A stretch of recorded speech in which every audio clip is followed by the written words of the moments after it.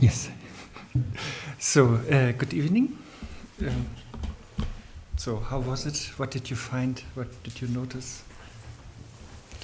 Buenas tardes, ¿qué habéis encontrado? ¿De qué os habéis dado cuenta?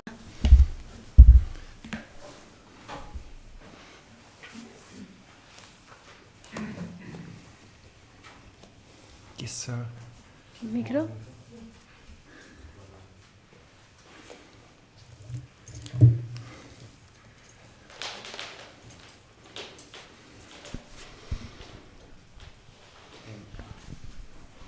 Yes. Well, it's not like a hole in Rinpoche's explanation. It's more like a doubt. Comparing what we learned yesterday in the morning and what Rinpoche said. Because Rinpoche said that we have to think like in infinity, like further away that we can even conceive, I imagine. Then does it make sense to say that there is no truth? I mean, maybe there is one that we cannot comprehend or see, or we don't have the tools to realize, you know. So, in that regard, is it solid to say that there is no truth in the Madhyamaka way? I think the Madhyamika answer is, you want to translate that into Catalan? Molt bé. No, preguntava això, que si com que Rinpoche deia, Khyentse Rinpoche deia com que hem de pensar com infinit, com més enllà del que ens podem imaginar, entès, com si llavors tenia sentit tancar la porta que hi hagués alguna veritat absoluta que no podem comprendre. Com des d'aquest punt de vista, que potser hi ha alguna que no tenim les eines per saber que hi és, saps? Però, bueno, no sé. Això.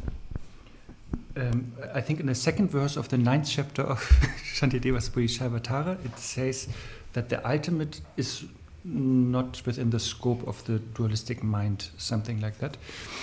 So, and that is sort of what I was maybe hinting at this morning, that when we talk about the ultimate, then it is from our relative perspective and is not the real ultimate, but only like a limited or finite version of it. Maybe that much. En el segundo verso del capítulo 9 del Bodhisattva Charyavatara de Shantideva se dice que lo último, la verdad última, no está al alcance o no está al alcance de la mente dualista. Entonces es lo que también ha comentado hoy por la mañana, que solo podemos hablar de lo absoluto desde nuestra perspectiva relativa y por lo tanto estamos hablando de una versión limitada y finita de lo absoluto. Yes, so our normal relative mind cannot never grasp the real ultimate, because the relative mind is limited by language, concepts, thoughts, obscurations. Entonces nuestra mente relativa normal no puede captar la verdad verdadera, absoluta, porque está muy limitada por el lenguaje, los conceptos, los pensamientos, los oscurecimientos. But then through the path, especially through meditation and wisdom, then these limitations, they are thinning out, and then at some point they are vanishing, so that we directly can realize the infiniteness. Entonces es a través del camino y especialmente a través de la meditación y de la sabiduría que estos condicionamientos, conceptos van perdiendo grosor hasta que acaban desvaneciéndose, y es entonces cuando podemos realizar lo infinito. Yeah, and the entrance point to the limitlessness or infiniteness, to infinity is the point when we become a non-samsaric being, like after the second path, when we enter the third path of seeing, or entering the first bhumi, then that is the first time we experience that limitlessness. Entonces la puerta de entrada a esta experiencia de lo infinito, de la falta de limitaciones, es el momento en el que pasamos, es el momento en el que dejamos de ser un ser samsárico, que es cuando pasamos del segundo camino al tercer camino, el camino de la visión, que es cuando alcanzamos el primer bhumi.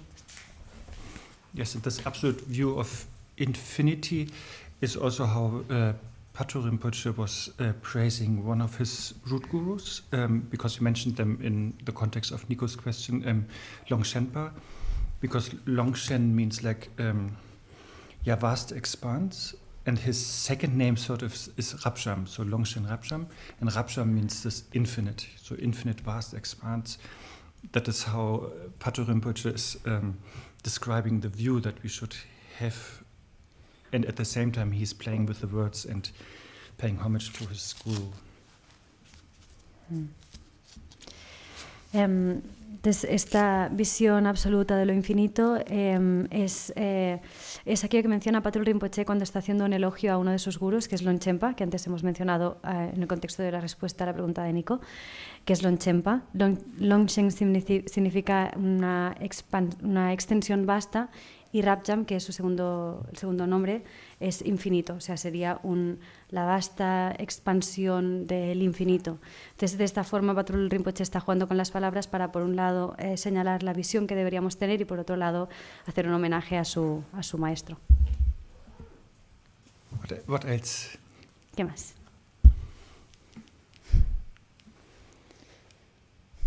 I think, since you are there, I think Raphael has normally 1,001 questions. No?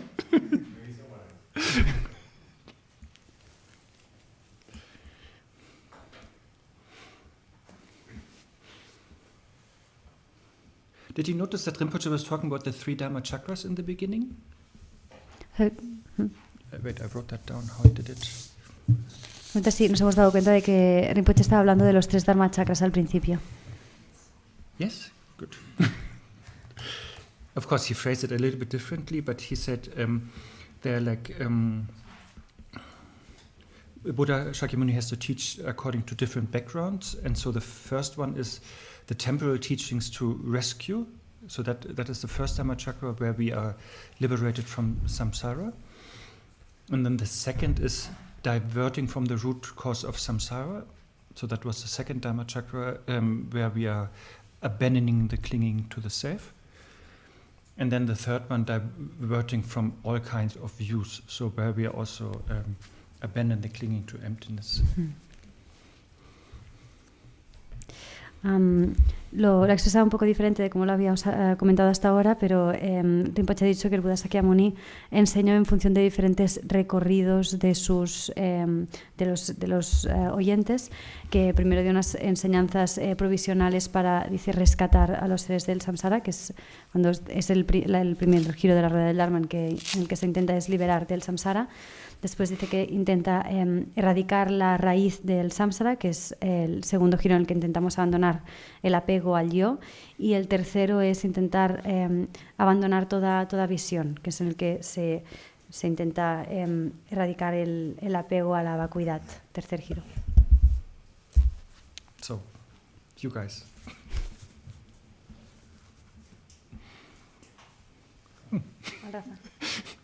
Raphael was playing hard to get. Sorry, no. Very brief one, but you mentioned, Arne, that the sutra was Chittamatron. Mm-hmm. However, I noticed that Rinpoche said that this sutra was purely Mahayana, not Vajrayana, Mm-hmm. unless I misunderstood something. So I was wondering if he was just conceiving that, or maybe something I misunderstood. You want to say that in the local language? Yes. Esta mañana Arne, perdón. Sí, no digas. Que esta mañana Arne dijo que el sutra que enseñaría Rinpoche era de la visión Chittamatra, y Rinpoche durante la enseñanza ha dicho que he entendido yo que ha dicho que el sutra era puramente Mahayana, no Vajrayana. Entonces le preguntaba sobre si Rinpoche estaba mencionando alguna cosa, no sé, querría aclarar esto. So I think if we categorize all Buddha's teachings, we can maybe do it in 2 yanas, which is first the Shravaka yana and then the Mahayana. So the first Dhamma chakra and the second and third.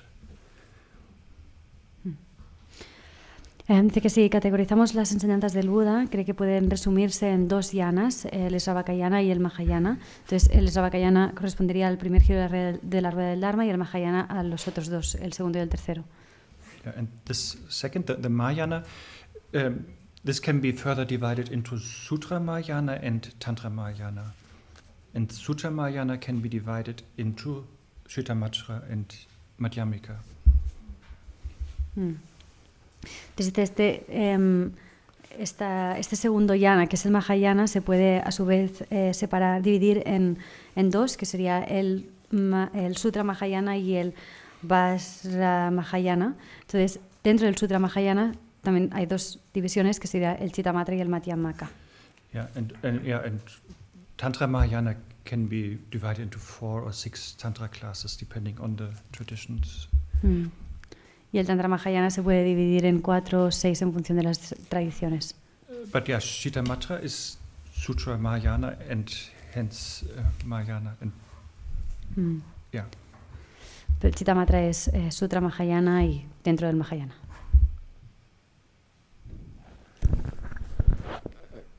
I don't want to interrupt you, Arne. Just a point, then I guess I misunderstood when you said that Shittamatra or is linked to the third turning of the wheel. Mm-hmm. Where's the contradiction? I can't get it yet. So second and third turning is both Mahayana. Okay, so then I misunderstood that the third one is linked to Vajrayana. It's not. No. Vajrayana is using the second and the third both together. Okay. Like emptiness and luminosity, and then they enhance it even more. Okay, thank you. Because it's a Mahayana thing. Yeah. Thank you.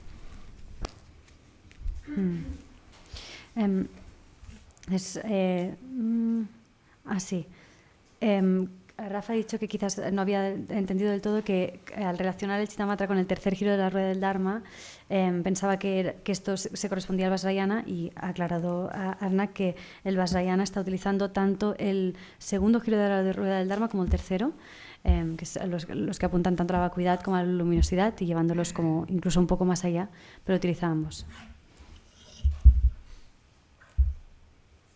And Khyentse Rinpoche, I'm pointing here because he was recently here. Khyentse Rinpoche likes really to stress that, that Vajrayana is a Mahayana thing, which means like the essence is bodhichitta, really. Just the methods are a little bit different,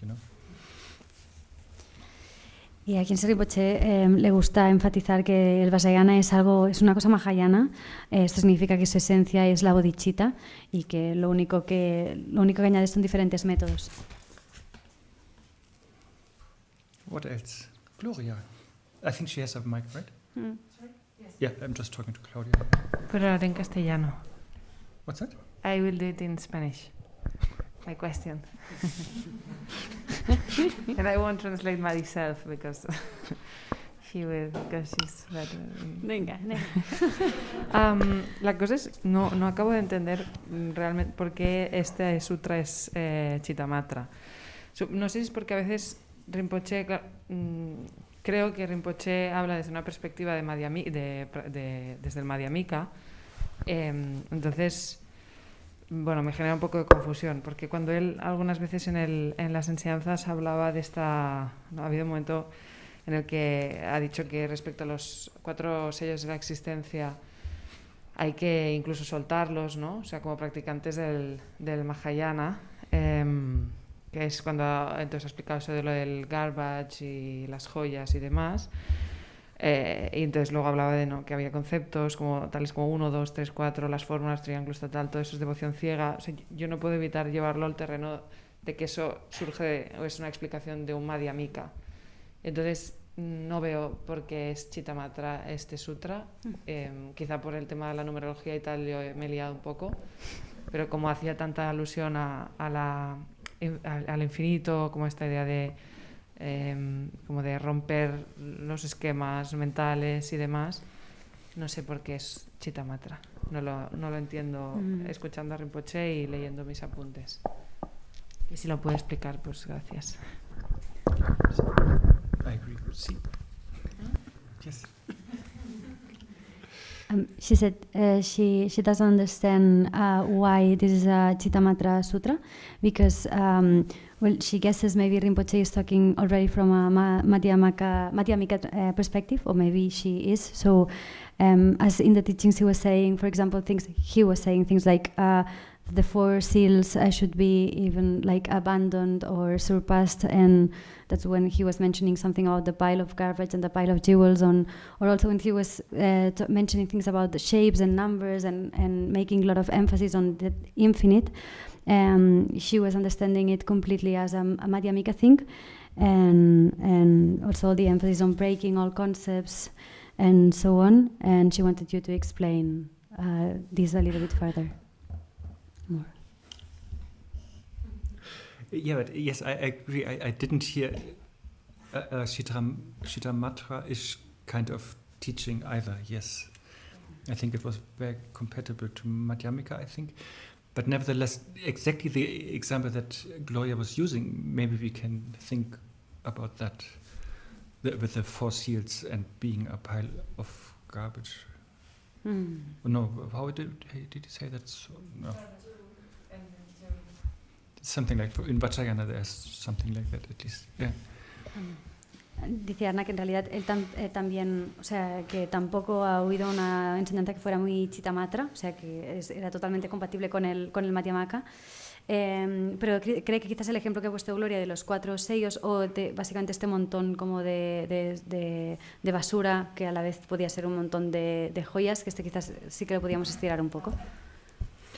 When I read the third Dhammachakra, how Rinpoche was explaining it, he was actually saying we go beyond all views. I was only singling out emptiness when I just repeated it like 10 minutes earlier.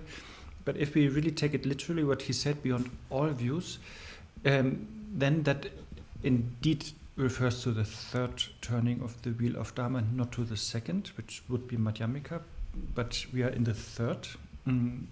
Yeah, I will try to share some thoughts. Okay. Cuando ahora estaba leyendo cómo Rinpoche había explicado el tercer giro de la rueda el tercer Dharma Chakra, él ha dicho que consistía en ir más allá de todas las visiones, y aunque Arne ha enfatizado sobre todo ir más allá de la vacuidad, o no aferrarnos a la vacuidad.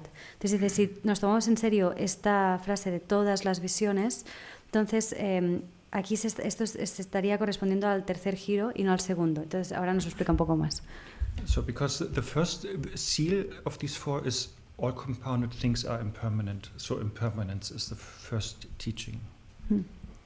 El primer sello es que todas las cosas compuestas son impermanentes, por lo tanto la primera enseñanza es la impermanencia. So if there's an ordinary samsaric being, that person like archetypically, I don't know, like generally is clinging to permanence, you know. He or she might think, yes, my relationship will last forever, you know, those things, you know, or my cup will last forever. So there's or even when I think Bertha is the same today as yesterday, you know, those things, then there is permanence, clinging to permanence. That is a samsaric wrong view.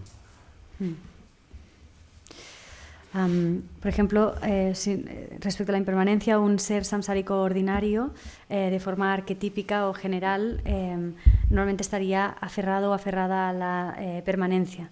Pensaría, mi relación durará para siempre, o esta taza durará para siempre, o Berta es la misma hoy que ayer.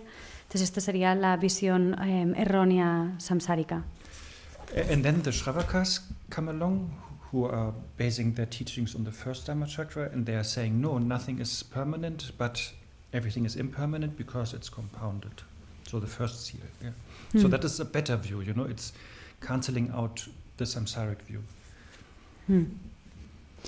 Entonces llegan los Sravakas, que se basan en el primer giro de la rueda del Dharma, y dirían, no, todas cosas son impermanentes porque son compuestas. En este sentido, la visión que proponen es mejor que la anterior, están como descartando la visión samsárica.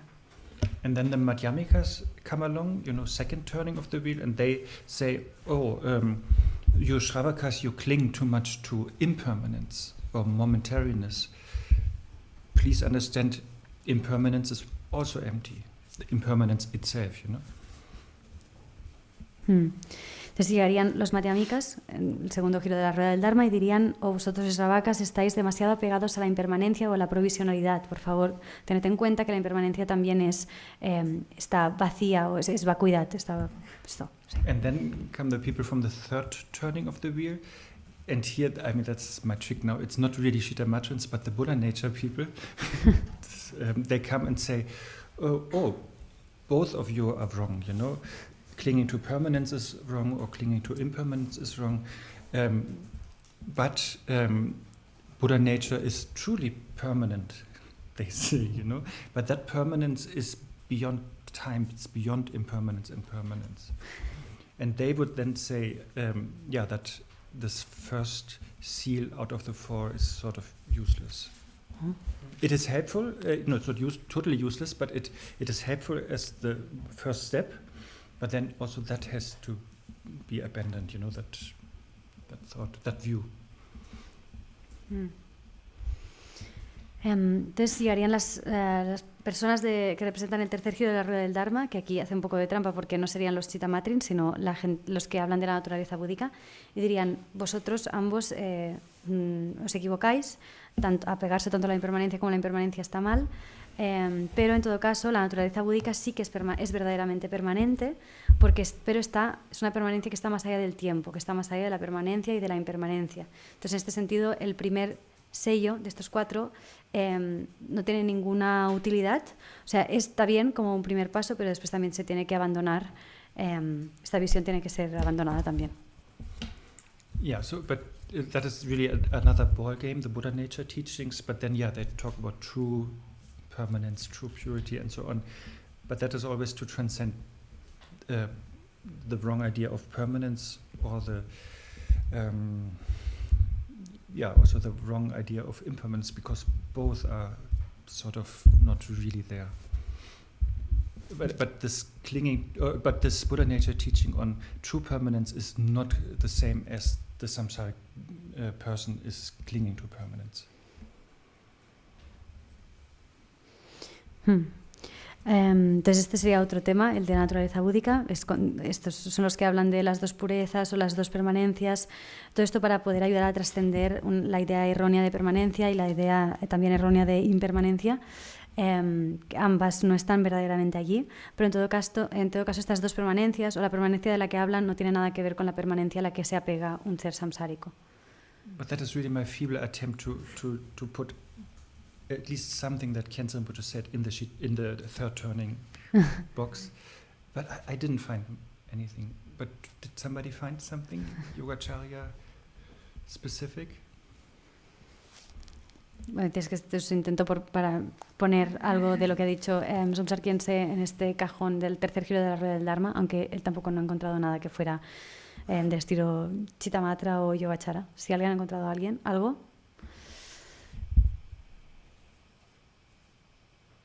Oscar, yes.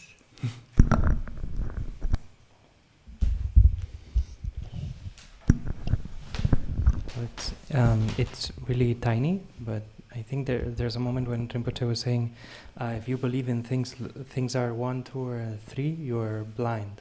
Mm-hmm. But then blind is always in relation to something, right? So what is it that you would be blind to? So that's maybe like already positing something furthermore, like a Buddha nature or something like beyond 1, 2, and 3. But why is that not just pure Madhyamika? I think it's about the word blind too, like blind. Like it's not that you are, it's not that it's false, but that you are not seeing something, right? Like, well, yeah. But that I think is already taught in the first turning of the wheel of Dharma, right? In the second noble truth, like the blindness of negative emotions, the blinding effect of negative emotions, Okay. or the obscurations. Yeah, I also heard that, but for me that didn't ring the Shittamatra bell.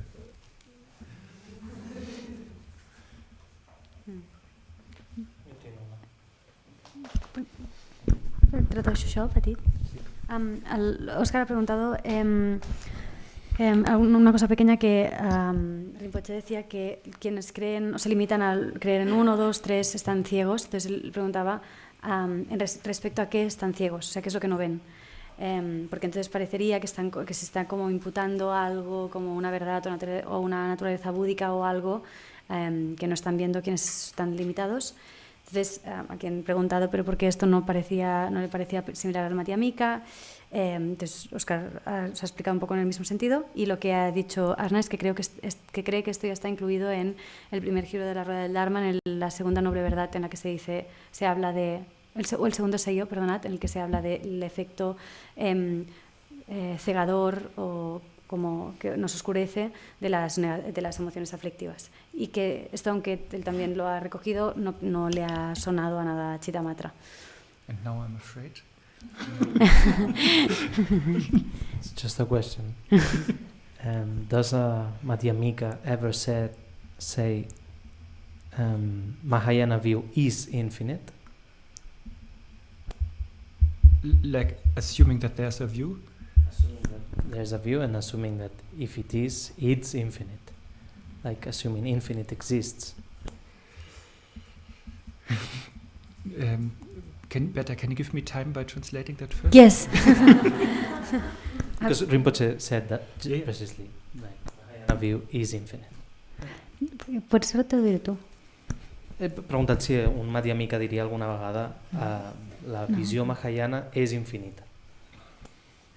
Asumiendo que hay una visión y que es y diría también es infinita.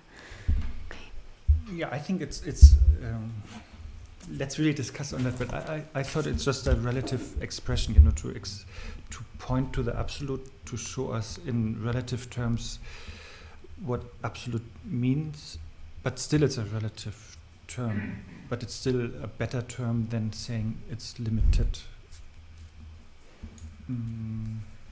Maybe we start from there. Arne lo ha interpretado como una expresión relativa para señalar hacia lo absoluto, pero entendió que quizás infinito era un término mejor que decir no tiene límites, pero presumiendo que es todo a nivel relativo. Or what is your main concern? The view is infinite in itself, right? That's Yeah, and the Chittamatrans maybe believe the mind is infinite, but exists. But I think the Shittamachans would, I think, also believe that the third nature is infinite. Yeah, but the Madhyamikans say that too, right? About the absolute.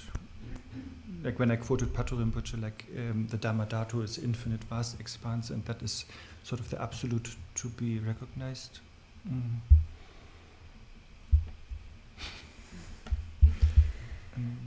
Pregunta Ana cuál es la preocupación principal del Lama, si es sobre la visión, y dice el Lama sobre todo es esta creencia del Chittamatra de que la mente es infinita, y Arna dice que esto lo dicen los Chittamatras, pero también lo dicen los Madhyamakas respecto al Dharma Dhatu. Por ejemplo, cuando estaba citando a Patrul Rinpoche, ha dicho que el Dharma Dhatu es una expansión vasta y absoluta, algo así.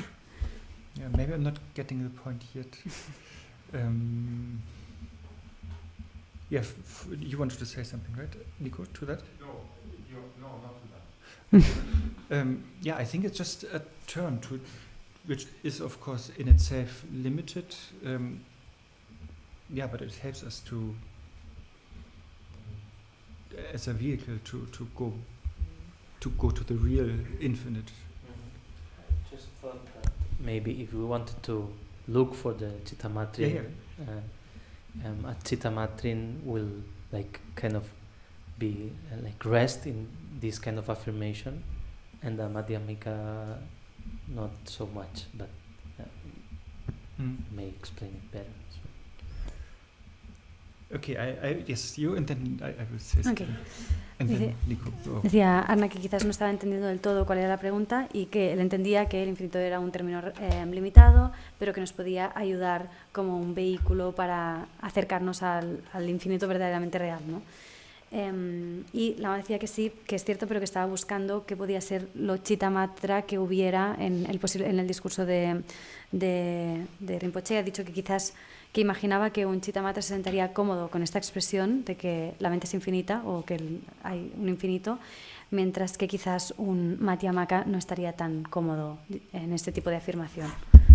Yeah, so when Rinpoche today first used infinite, I was reminded of how 2008 in a break in Thessaloniki he was saying how to introduce emptiness.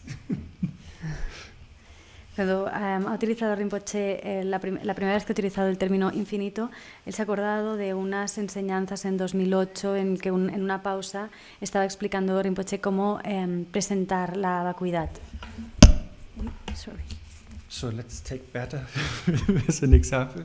So Bertha has a sister and parents and cousins and friends and enemies. So and so the short answer is because Bertha is on the absolute level is none of those. On the relative level, she can have infinite number of those labels. And I will explain that.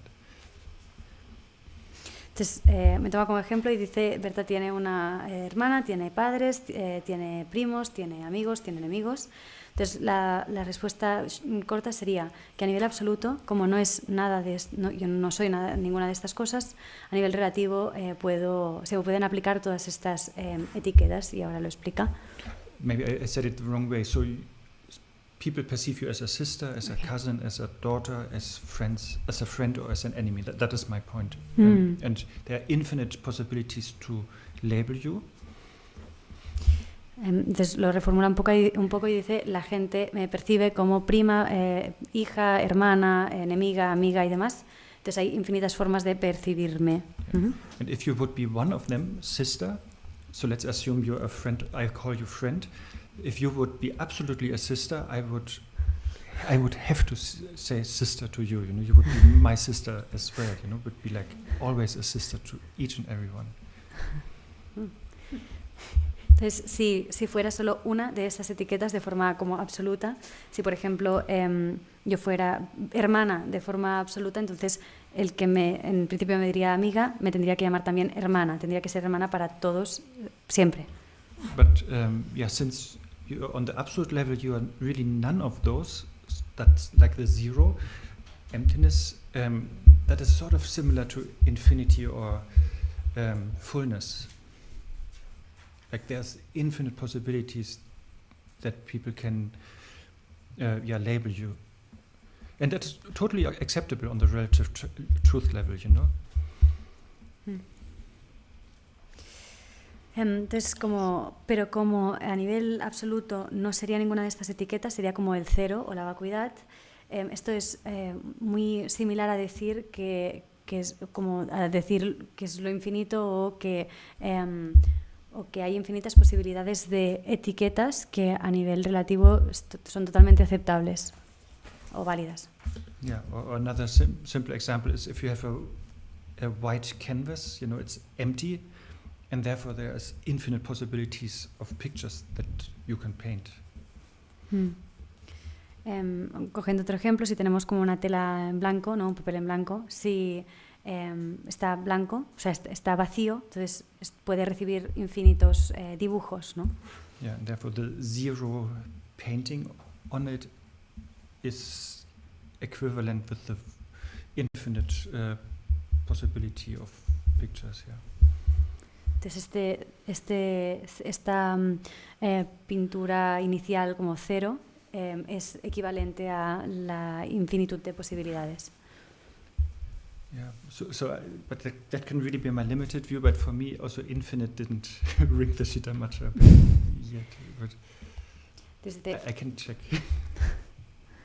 Esto puede ser mi visión limitada, pero desde mi punto de vista esta mención al infinito tampoco no le ha resonado a nada a Chittamatra. No, I think this, and I'm afraid again. No. It's like it shows more about me. Your question was, what was Chittamatra in that? No, I think Gloria started that she didn't find really a Chittamatran thing. And yeah, I couldn't find something typical also. Yeah. Yeah. So if you found something, No, I didn't find that, but I want to ask you if maybe that is. So in the end, he was asked, why is there all this confusion and if there's so much wisdom? And then he says, there's no confusion, something like that. I'm not really doing a good job quoting him here. But you remember it's like on the very end of the Q&A session. That's what something like he said. That everything is primordially pure, something like that, along those lines. Yeah, that was the question, yeah. No, that's what he said. Yeah, but the question was, I like the person also, how he reacted to that. He had the feeling that Rinpoche didn't understand the question, even though Rinpoche answered the question already. So, I mean, he was the cutest. I think the original question was, if we are all primordial pure, like Buddha nature, how come that we have ignorance? Ignorance must come from that. And then when does it start? So, according to Rinpoche, the question was, looking for a manufacturing date. That when it started. And I think when Buddha Shakyamuni was asked that, he didn't give an answer because that is can only lead to contradictions. And I think he gave the example of being hit by an arrow, and then it doesn't matter so much where the arrow was manufactured, or is it Japanese wood? I'm paraphrasing or not. But the main thing is that the arrow is removable. So the ignorance is removable, and that is the main thing for Buddha Shakyamuni. But then, in the meditative instructions, then actually that is how, then the teaching is like that, how Khyentse Rinpoche was. What are you doing? Just Bertha. No, it's okay. Oh yeah, that's true. No, it's okay. Then there's something, then in the meditation instruction, then that is said what Rinpoche said, and I will come back to that. Okay. Sorry, I totally... Don't worry.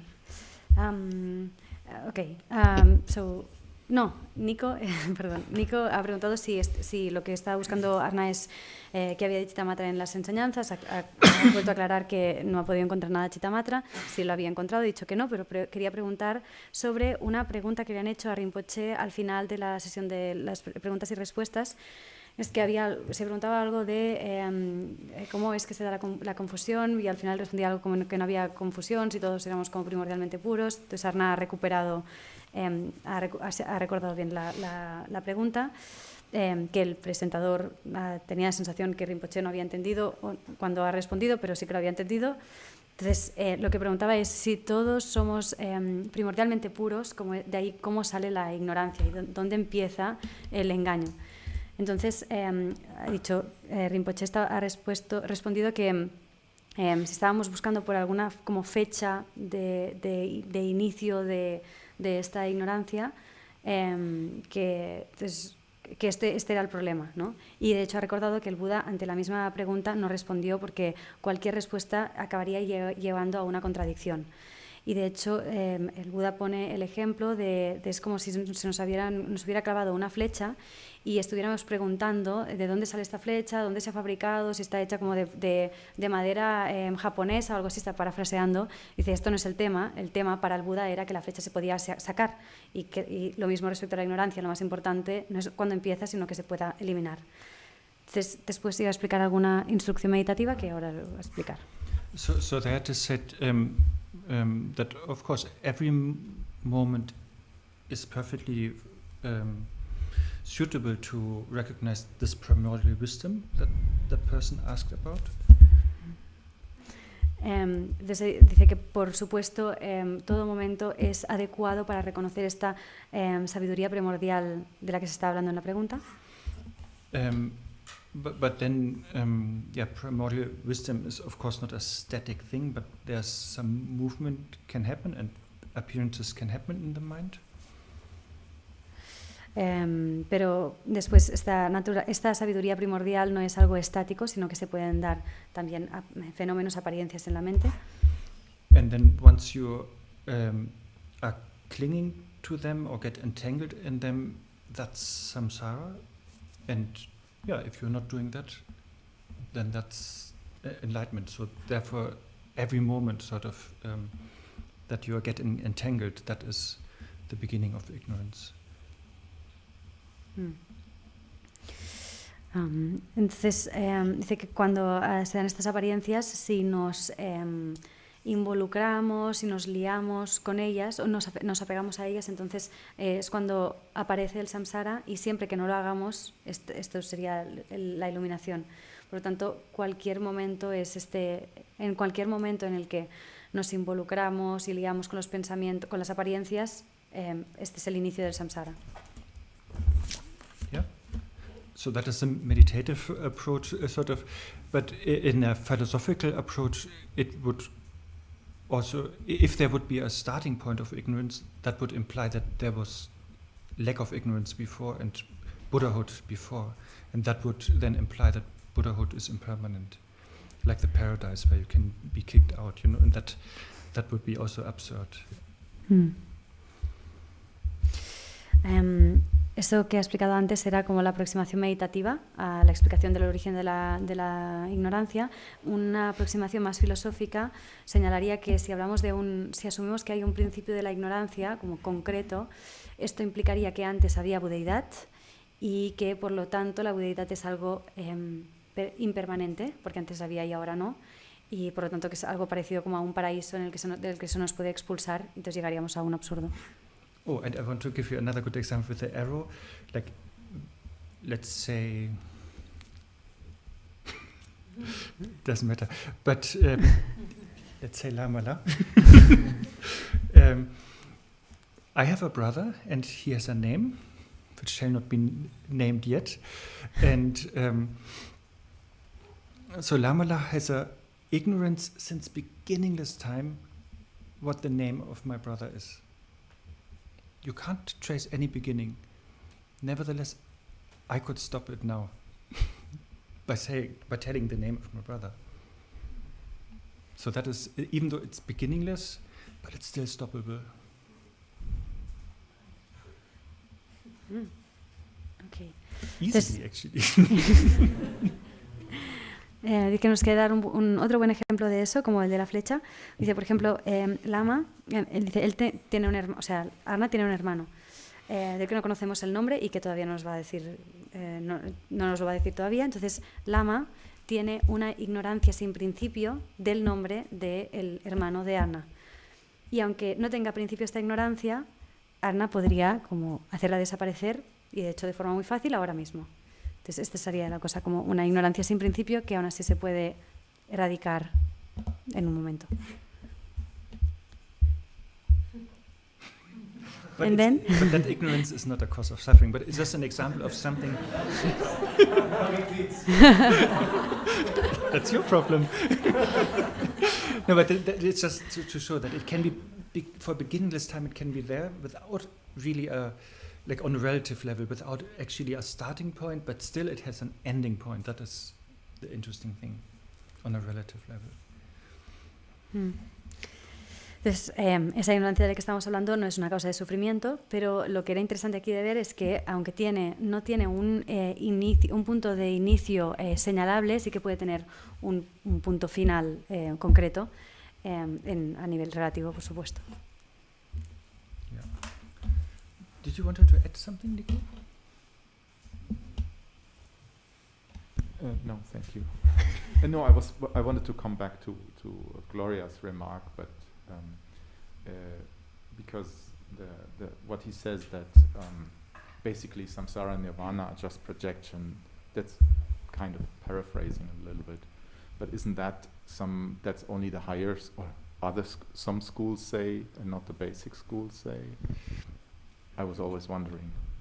No, it's also like this okay, this beginningless ignorance of not knowing my brother's name, or beginningless ignorance itself, since it's stoppable, it can't have true existence, and it's only happening in the mind. So therefore, yeah, it's like a projection, also for Madhyamikans. And they say once then one is awakened, one doesn't really have the feeling that one has ever been in samsara, but it was just a very fleeting dream, like. But it was definitely only something appearing in the mind. Yeah. Thank you. Entonces Nico quería volver a lo que estaba comentando Gloria. He dicho que en algún momento ha dicho algo así como que samsara y nirvana era una proyección, y que dice que esto es algo que señalan algunas escuelas, pero las escuelas como más elevadas, no las más básicas. Y decía Arne que volviendo a este ejemplo de la ignorancia sin principio, que a la vez se puede erradicar, como respecto al nombre de su hermano, pero podría ser la ignorancia sin más, dice que es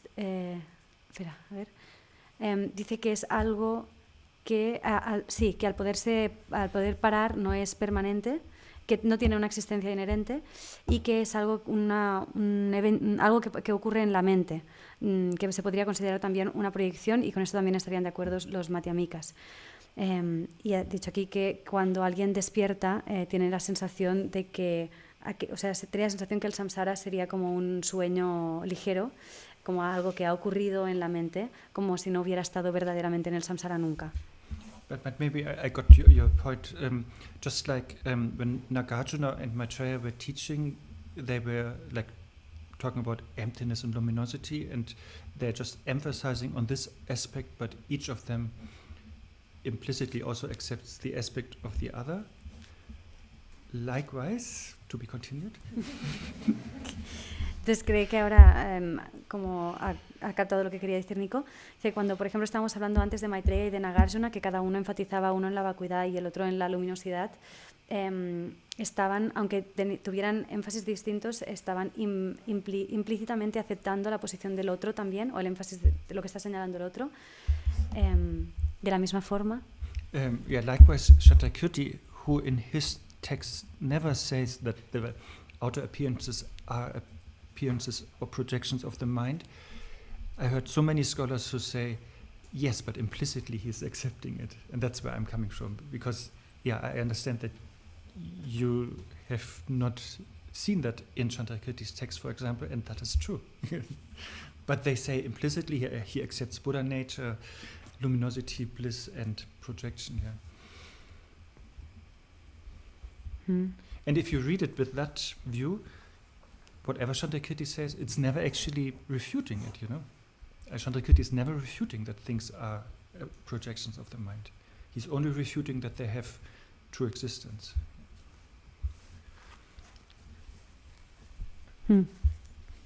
Entonces ahora cita ahora a Chandrakirti, que dice que nunca dice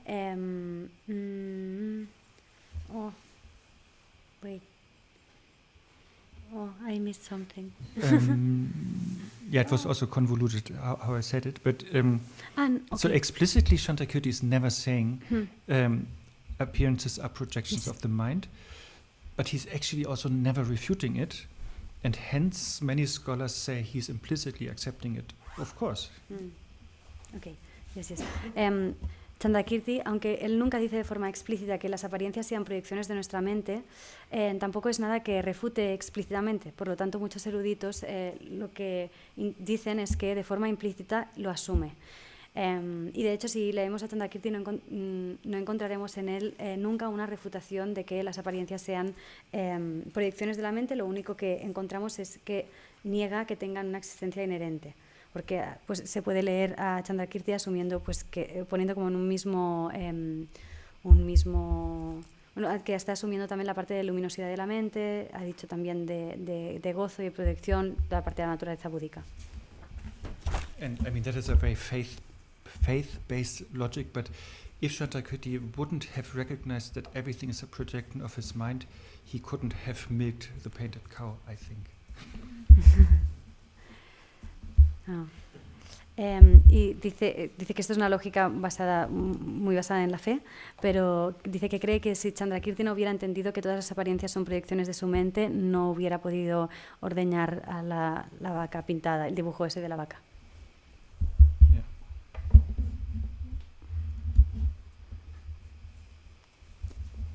Yes. Vols aquí? Ask it in Spanish and Berta translate also. Vale. O sigui, el que passa és que veig que és molt interessant, però em costa una mica ubicar-me. Llavors no acabo d'entendre per què surt el Chittamatra en veritat. Si hi ha com filòsofs del Madhyamaka, com Shantideva, que m'ha semblat que era del Madhyamaka, Nagarjuna, però per exemple Shantideva en el seu el Bodhisattva Vajrayana no està caient gens, sembla, en apegar-se a la vacuïtat, perquè fa moltíssim èmfasi en l'acció també, que entenc que surt de... no sé, no? Vull dir que si fos molt nihilista no estaria fent els versos de què fa. Bueno, llavors és com que no entenc per què la tercera volta, perquè... per això. Ja està, això. Sí. Okay. Laia is saying that she finds it difficult to understand, to situate herself a little bit, and she doesn't see the need of Chittamatra, of the third turning of the wheel of Dharma, because she's saying, if she understood correctly, Shantideva and Nagarjuna are Madhyamikas. So, and reading the Bodhisattva Charyavatara, Shantideva's verses, she doesn't see in them any glimpse of nihilism. She sees a lot of emphasis on action, and she doesn't imagine like a nihilist with that kind of emphasis on action. So why is there a need of the third turning of the Chittamatra? Mm-hmm. So first, I think in the 9th chapter there are some debates, where Shantideva is discussing with virtual opponents, why, if everything is empty or illusory, why ethical conduct is still meaningful. Shantideva is not nihilistic, but he is sort of pretending that there is an opponent who is calling the Madhyamikans to be nihilistic. En el 9º capítulo del Bodhisattva Charyavatara hay un poco de debate en el que Shantideva está discutiendo con unos oponentes como imaginarios que le ponen le hacen la pregunta de si todo es una ilusión, por qué tiene sentido una determinada conducta ética. Entonces Shantideva no es nihilista, pero sí que invoca a estos oponentes que llamarían los Madhyamikas nihilistas. But that is more the side note. But the bigger question is, why Chittamatra in view at all?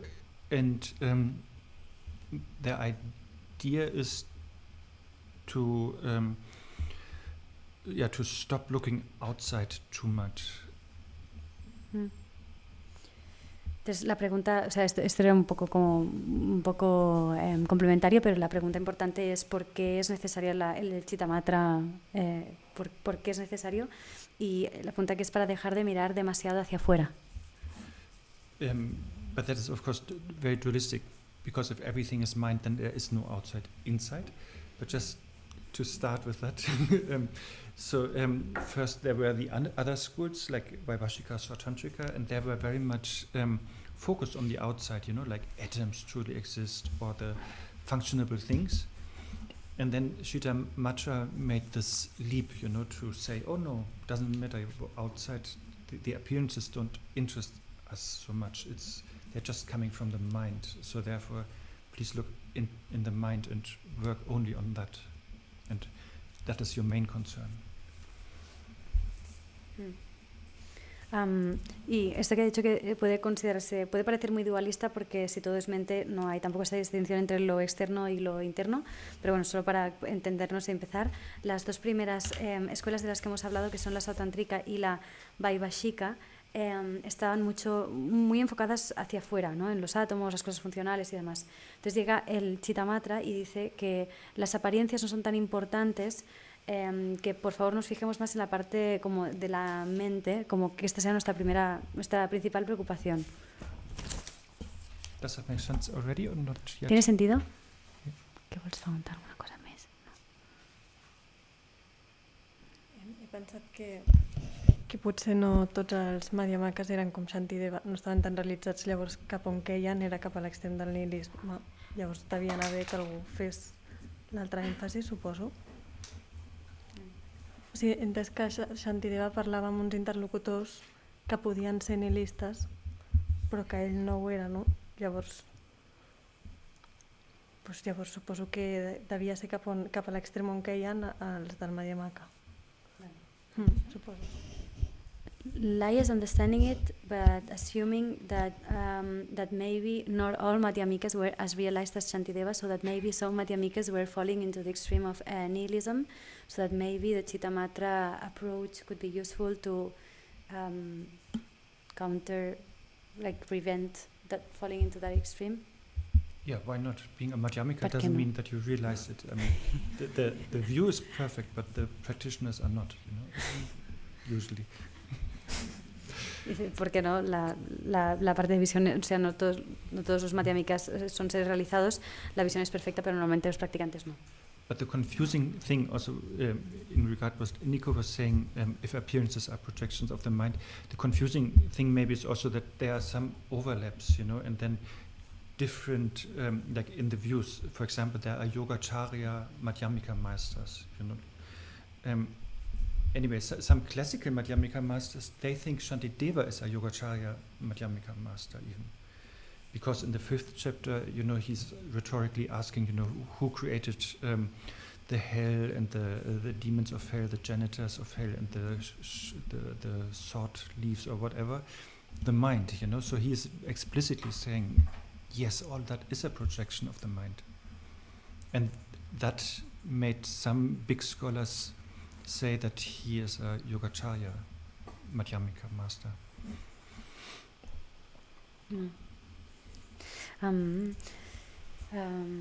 La cosa que puedes confundirnos un poco es que puede haber cuando decimos que todas las apariencias son proyecciones de la mente, puede haber ciertos solapamientos o puntos en los que las escuelas se encuentran y que haya, por ejemplo, maestros que son como Madhyamikas, Yogacharas a la vez. Por ejemplo, hay eruditos clásicos muy importantes que señalan que Shantideva es un maestro Madhyamika Yogachara, por cosas que dice, como por ejemplo en el 5º capítulo en el que se pregunta quién ha creado los infiernos, los demonios, los guardianes del infierno y demás, y él responde de forma muy explícita la mente.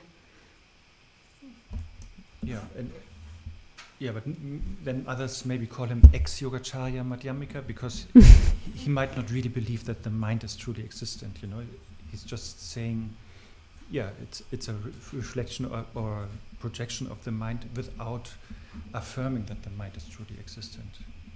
Mm-hmm.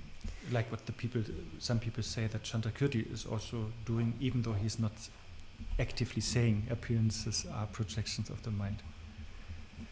I mean, as long you can only be a Madhyamika if you don't think mind is truly existent. Yeah. Entonces, por otro lado, también hay gente que dice que no es que es un maestro Madhyamika no Yogachara, o como que no es Yogachara porque no cree que la mente sea verdaderamente existente. O sea, se podría decir que el infierno es una proyección de la mente sin asumir que la mente tiene una existencia verdadera. De la misma forma que otros interpretan que Chandrakirti, aunque no diga explícitamente que las apariencias son proyecciones de la mente, implícitamente sí que lo asume. En todo caso, para ser Madhyamika se tiene que creer que la mente no tiene una verdadera existencia. And it's okay, like the first big Madhyamika master in Tibet was who? What do you think? ¿Quién era el primer maestro madhyamika más importante en el Tíbet? Okay, who's good in dating games? I think Atisha's 10th or 11th century. Okay, so somebody knows somebody earlier than that? ¿Alguien conoce a algún maestro importante previo a Atisha, que es del siglo X-XI? Padmasambhava, dice Gloria. Yeah, I don't know if you can count him as a Madhyamika master, but very close. Sí. So who was an important colleague of Padmasambhava? Who was not the king? Shantarakshita. Yes. Yeah, so he came from India and he was a Madhyamika master, but when he was teaching Madhyamika, also what we found in his scriptures, he's actually mixing Yogacharya in it and Sautantrika also. Like he's giving a lot of pramana teachings in the Madhyamika. And the hardcore classical Madhyamika masters don't like that actually so much. They want Madhyamika only. But but that's how Madhyamika started in Tibet. Entonces, el primer maestro madhyamika en el Tíbet es Shantarakshita, que era un maestro indio madhyamaka, pero que si leemos sus escrituras lo que veremos es que aparte de madhyamika también hay como mezclado chitamatra y también incluso cosas del sautantrika y muchas cosas del pramana. Entonces, los maestros madhyamika más hardcore, dice, como los más puristas, esto no les gusta demasiado porque querrían que fuera solo madhyamika, pero es de esta forma que llegó el madhyamika en el Tíbet, de hecho. But of course, Gloria, it would be wrong to say that Guru Rinpoche is not a Madhyamika master, of course. But he was not really manifesting that scholarly thing. But he also did that in one of the 8. Yeah, but usually one would not. He is more the Vajra master, in that trio. But yeah, he's. But what I said yesterday. What? Yes, exactly. Yeah. But I think answering you yesterday, whatever teaching you receive from Lama, even though it's maybe not under the title Madhyamika, it is never separated from Madhyamika. And it's because Madhyamika is the matrix, behind all the teachings that we receive in Tibetan traditions. So yeah. So therefore, Guru Rinpoche is like imbued, or I don't know, like through and through Madhyamika, of course. But yeah, most of his manifestations out of the 8 are not like a scholar, Entonces, dice, aclarando algo que he dicho antes, Gloria, que ha apuntado a Guru Rinpoche como posible maestro madhyamika, que claro, estaría mal decir que Guru Rinpoche no es un maestro madhyamika, aunque en la mayor parte de sus 8 manifestaciones no tuvo esta manifestación más escolástica o más erudita. Normalmente se relaciona más con un maestro Vajra, pero dice que, recuperando lo que respondió a Laia ayer, cualquier enseñanza que hayamos recibido, por ejemplo, del Lama, seguro que está como que se comparte desde el Madhyamika, porque el Madhyamika es la métrica detrás de todas las enseñanzas de budismo tibetano que hayamos recibido, y en este sentido también Guru Rinpoche está totalmente imbuido de Madhyamaka. But that the German guy was mentioning Atisha is also interesting. Not this one, but this one. Because so Guru Rinpoche, Khenpo, Shantarakshita, and King Trisum Detsen, so the 3. Yes. So they sort of started Buddhism in Tibet, and then because of the King Longdama, like, I don't know, 150, 200 years later, he tried to destroy all that. And therefore, Atisha was invited to come back, not to come back, but to come to Tibet and then reintroduce Buddhism and also Madhyamika. And the funny thing is, his main teacher was a Yogacharya master. So therefore, yes, Atisha also had like a Yogacharya Madhyamika approach, and that is interesting that both of these founding members of Madhyamika in Tibet had that Yogacharya package with them,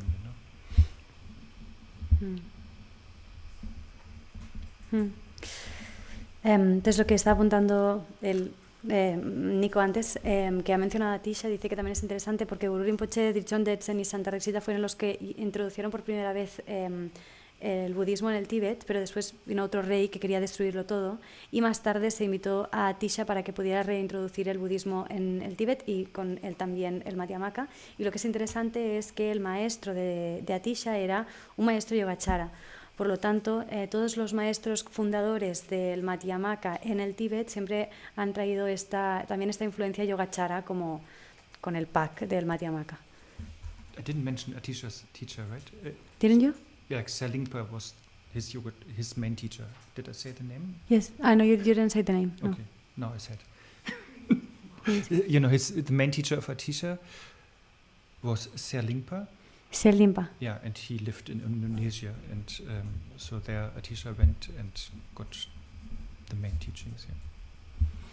Y el maestro principal de Atisha era Selingpa y estaba en Indonesia y es de ahí donde fue a Atisha a recibir sus enseñanzas. Yeah. Selingpa means like the men from the holy island, from the golden island, which is Java, I think. Mm-hmm. Y Selingpa significa el hombre de la isla dorada. Okay, can we come back to Khyentse Rinpoche's teachings? Like, is there something, something Madhyamika, what you noticed? Si volvemos a las enseñanzas de Khyentse Rinpoche, ¿hay algo Madhyamika que hayáis detectado?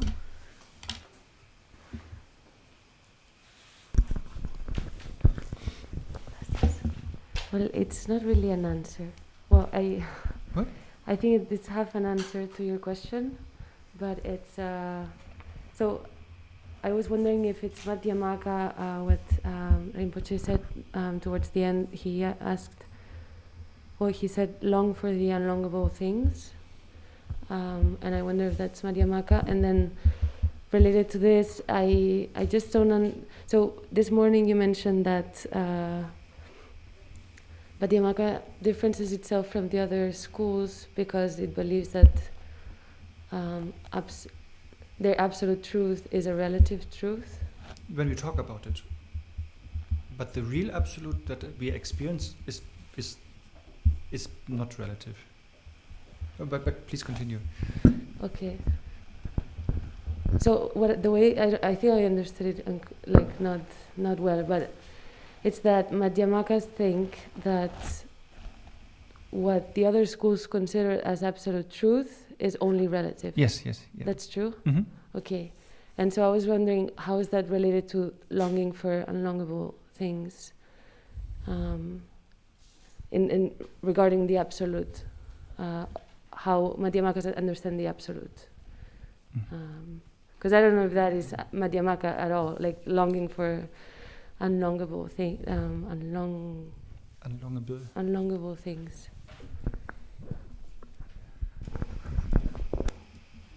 ¿Tú puedes traduir la pregunta? Vale, sí, esto és una mica liada, però em preguntava Khyentse Rinpoche cap al final ens deia que hauríem d'aspirar a coses que no eren aspirables. No sé si... llavors em preguntava, això és Madhyamaka o podria ser Madhyamaka, i en relació aquí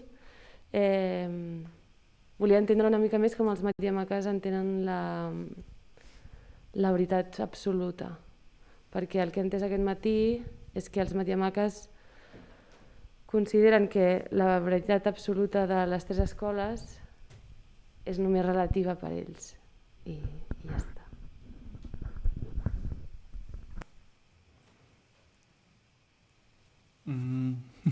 I think I heard Rinpoche sometimes saying this, like we have to long for the unlongable.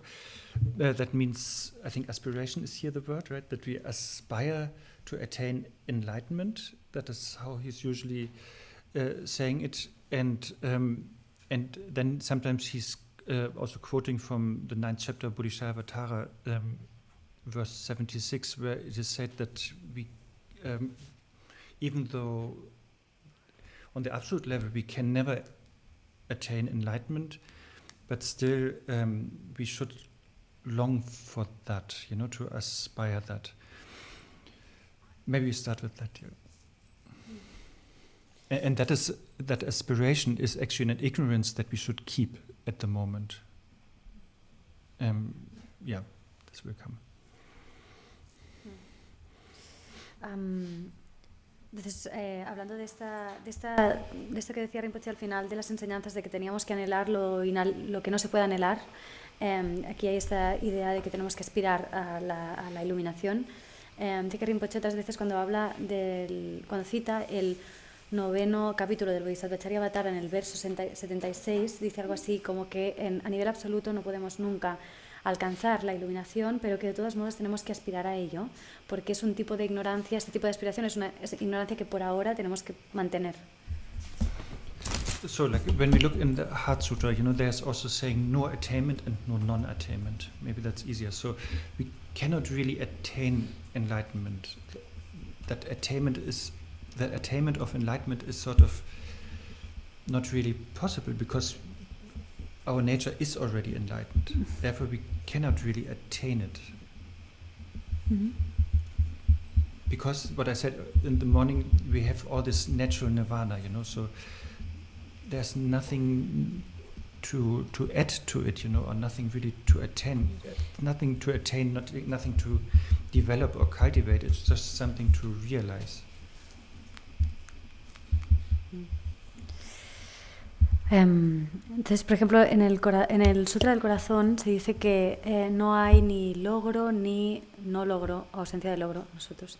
Porque esta idea de lograr la iluminación no es posible, porque nuestra naturaleza ya está iluminada. Entonces, es lo que decíamos antes de que ya tenemos este nirvana natural al que no hay nada que añadir, o no hay nada que desarrollar, o cultivar, o alcanzar, sino solo tenemos que darnos cuenta, realizarlo. So from the point of natural nirvana or Buddhahood, there's nothing to do. No attainment and no non-attainment. It's just beyond that, it's just already perfect.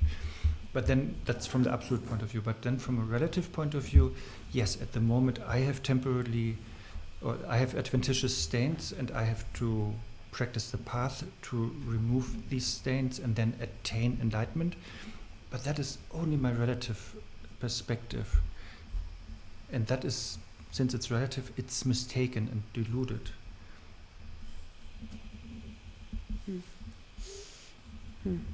Entonces, desde este punto de vista del nirvana natural o de la budeidad, no hay nada que tengamos que hacer, no hay logro ni ausencia de logro, todo es perfecto y hasta ahí.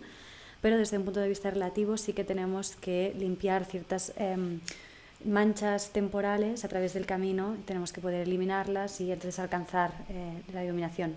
Pero esto es solo desde este punto de vista relativo, que por ser relativo es también como engañoso y sí. Yeah, so on a relative level, I long to attain enlightenment, but actually on the absolute it's unlongable because there's nothing to attain, there's nothing to improve or nothing to be removed from Buddha nature. Entonces, a nivel relativo, sí que anhelo alcanzar la iluminación, pero a nivel absoluto no hay nada que se tenga que lograr, porque no hay nada que se tenga que eliminar, porque ya tenemos la naturaleza búdica. Okay, yeah, I don't know if did that make sense already a little bit or not yet? Okay, Rinpoche's classical example is, let's say we had,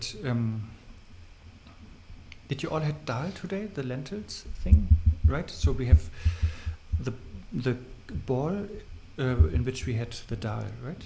Mm-hmm. El ejemplo clásico de Rinpoche es, dice, todos hemos tomado hoy tal, lentejas. Dice, pues hay el bol en el que teníamos las lentejas. So then when we ate the dal, then the ball was still dirty with some of the sauce. Entonces cuando nos lo hemos comido, el bol todavía estaba sucio con un poco de la salsa. And then whoever worked in the kitchen was longing to have a clean ball again, and wanted to wash the ball to have it clean again. Y quien estaba trabajando en la cocina anhelaba volver a tener el bol limpio. So that is from the kitchen worker's point of view, the relative perspective. The ball is full of sauce at the moment. I have to apply the method, the path, the soap, and remove the source, and then I have a clean ball. That is a relative perspective, how we traverse on the path. Entonces, desde este punto de vista relativo, vemos el bol que está manchado, está lleno de salsa, entonces tenemos que aplicar el camino, aplicar el método, aplicar el jabón para poderlo limpiar. Entonces, esta es la manera como recorremos el camino. But then from the balls, do I pronounce it correctly? The cup's point of view? Okay. The ball was never stained. It was, the stains were only very superficial, only adventitious, and never in the nature of the ball. So the ball actually was always pure. That is the natural nirvana, and from that point of view, nothing needs to be done. Pero desde el punto de vista del bol, dice, el bol estaba inmaculado, ¿no? Las manchas eran solo superficiales, eran temporales, su naturaleza siempre ha sido limpia, estaba pura, y por lo tanto no se tenía que hacer nada. Yeah, stain and ball have been always separate the whole time, and so therefore from the ball's point of view, it felt I was always clean, You guys have to do nothing, from the absolute point of view. Buddha nature now is talking, but then from a relative point of view, yes, we only see the source, and hardly the ball, and therefore we have to do the cleaning process. Yeah. Entonces, las manchas y el bol siempre han estado separados. El bol lo que diría es: yo siempre he sido limpio, no teníais que hacer nada. Esto sería como del punto de vista de lo absoluto, de la naturaleza búdica, mientras que a nivel relativo vemos las manchas y a duras penas vemos el bol limpio, ¿no? Y por lo tanto tenemos que pasar por todo este proceso de limpieza. Yeah, I hope that made it clear. Thank you.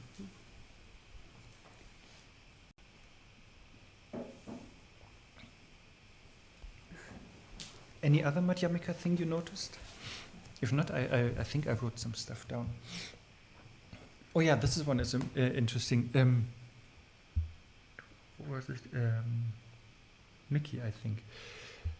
Or Raphael, in the break, Mickey, I think, asked about this British person who asked the question, and Rinpoche said, "Oh, that is a good question." I was surprised, something that a good question comes from a British. And it fits very well in the discussion on the two truths, relative and absolute truth. Why Rinpoche said that. Now the story is coming soon. Que durante la pausa con Miki han hablado de que les ha sorprendido un poco que lo que ha dicho Rinpoche, de que estaba sorprendido de que una persona británica hubiera hecho una buena pregunta, y dice que esto encaja muy bien con lo que ahora dirá de la verdad última y absoluta y relativa. Yeah, so Richard, a very old British student of Rinpoche, asked the question, why are these students always asked what is the Bodhisattva conduct, basically, what is the style of a Bodhisattva, basically. Why is that always the question? Richard, que es un discípulo mayor de Snodractin, se le ha preguntado que por qué la pregunta que se estaba repitiendo todo el rato en esta historia es cuál es el estilo o la conducta del Bodhisattva. So that is a very question on the relative level. So what is the relative, what is the conduct, how should a Bodhisattva behave? What shall she or he practice? Es una pregunta que se da a nivel muy relativo, que está preguntando cuál es la conducta que tendría que desarrollar, cómo me tendría que comportar, cómo tengo que practicar. That was also like in the Heart Sutra, like Shariputra was asking to Avalokiteshvara, right? How should